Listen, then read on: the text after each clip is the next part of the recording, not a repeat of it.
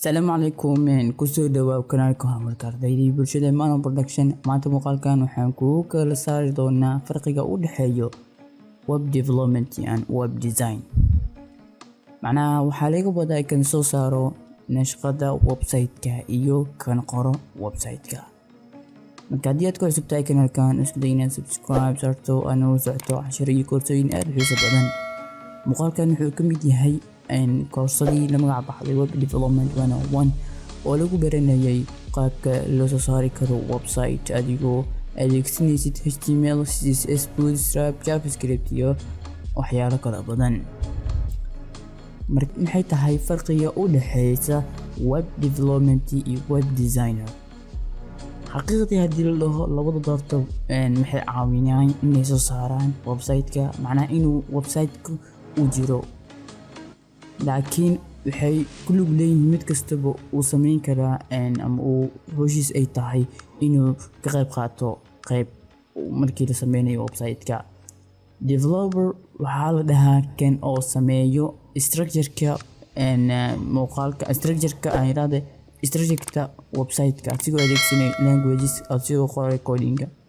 laakiin kan web designer-ka waxaa la dhahaa asigana kan isticmaalo visual, macnaha koodii intaysan dadku aysan daawanin website-ka sidoo noqon doona, macnaha ay ku arki doonaan dadkaas website-kaas ayuu asigu ku lug leeyahay.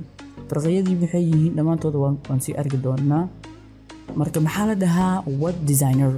web designer waxaa la dhahaa kan sameeyo website-ka inuu noqdo stylekiisa iyo inuu soo baxo mid fiican website-ka, kaas ayaa la dhahaa website-ka web designer. marka web designer-ku muxuu adeegsadaa? badna horta waxaa la adeegsadaa tools iyo programyo oo loogu talagalay in lagu design gareeyo website ahaada ama barnaamijyo kale ahaadaan. marka waxaan ka sameyn doonaa muuqaal gooni ah oo waxaan soo dhigi doonaa kanaalka Mano Production.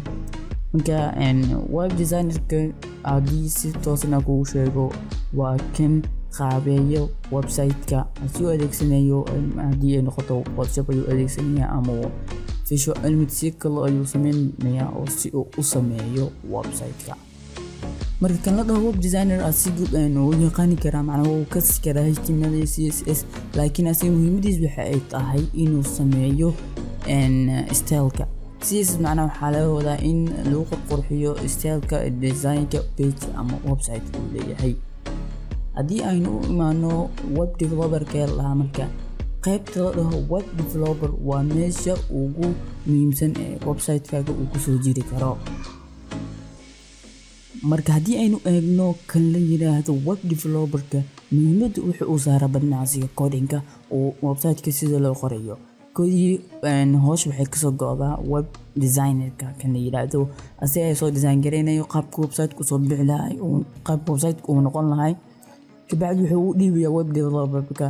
web developer-ka marka asigu qaabkii nashqadii la soo dhiibay ayuu wuxuu ka dhigayaa mid casri oo code ku saabsan oo la dhigi karo website doodii.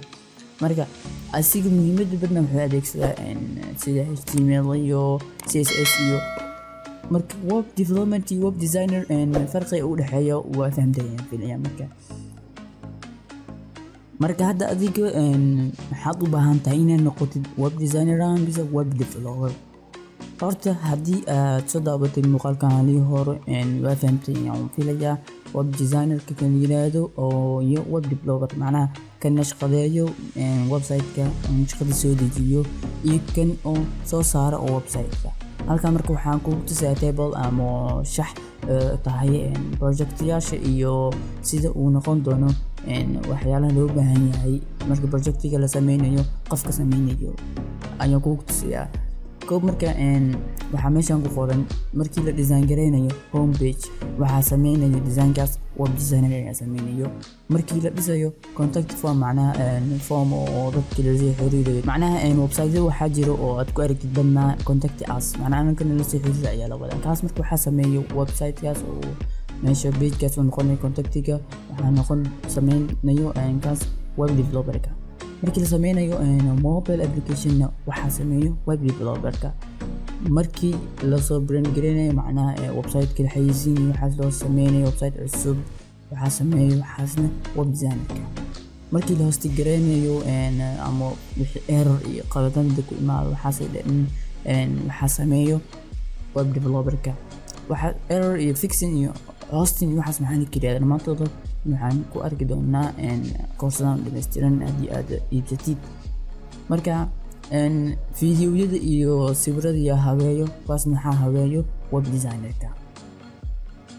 marka haddii aan khiyaano kale ku sheego waxay tahay web designer iyo web developer labadooda hal qof oo isku noqon karaan. haddii labada qof oo mid isku noqdo labadooda hal qof isku noqdo hadhow muhiimad wuxuu u saarayaa mid gooni ah. tusaale ahaan web designer-ka wuxuu muhiimad si toos u saarayaa web developer. web designer-ka asigu waxa uu sameeyaa inuu design sameeyo web developer-kana uu soo sameeyo. marka waxay tahay marka uu howl badan tahay ee dib tahayna waa kan web developer-ka oo code ka qorayo. designer-ka macnaheedu wixiisu waa visual wax iska waayo oo muhiimad badan ma la saaro. labadooda marka waa isku noqon karaa hal qof oo noqon karaa. marka adiga kay doonaysaa inaad noqotid halkan ay ku aragtay project-iga iyo qofka loogu baahan yahay wuxuu sameyn doono qofka sameyn doono ayaad ku soo karshay waxyaalaha ugu muhiimsan. marka imise lacag ay heli karaan ama ay qaataan web designer-ka iyo web developer-ka ah. markii la yimaado dadka ama ka shaqeeyo design-ka iyo web developer-ka lacag ay qaataan waxaa loo qiyaasaa adiga markii uu yahay qofka labadaba isku bartay $65 ilaa $100 saacadii kaliya wuxuu qaadan karaa $65 ilaa $100. yani waxaan kusoo sameeyey research waana sax sababtoo ah waxaa sameynaysaa website-kii saacadda la saacada ku qaadanaysaa waxaad ku iibsanaysaa saacadda aad ku sameysay. marka kan designer-ka waxa uu qaataa $10 ilaa $50 inta u dhaxaysa ayuu saacadii ku qaataa kan designer-ka oo shaqadeeya website-ka. laakiin kan oo sameeyo developer-ka hadii gooni uu yahay asiga kaligiis uu yahay wuxuu qaataa $30 ilaa $65 bar saacadiiba. marka farqiga iyo sidii lacagta ku qaadanaya dhamaantood muuqaalkan ayaan ku soo sharxay. muuqaalkan marka wuxuu kamid ahaa koorsadii barashada web development 101 waxaan koorsaan ku soo saartay YouTube-ka Mono Production. haddii koorsadan doonaysid inaad dhamaystirtid ama aad daawatid iyadoo dhammaystiran aadna u baahan tahay naga soo xiriir Gmail account iyo WhatsApp number-ka.